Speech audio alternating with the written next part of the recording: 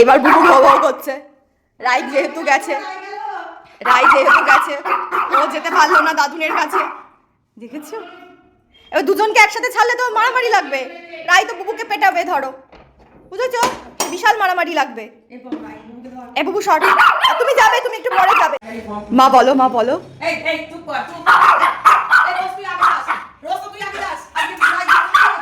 বাবা, এই সবাই তো রাইকে হিংসুকুটি বলে, তুই কি? বাবা রে,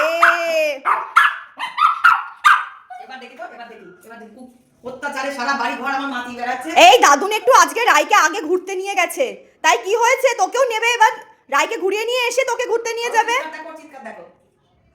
ওদিকে রাই, ওরা ঘুরতে বেরিয়ে লোক দেখে ভৌ ভৌ করবে, এটা ওদের মজা।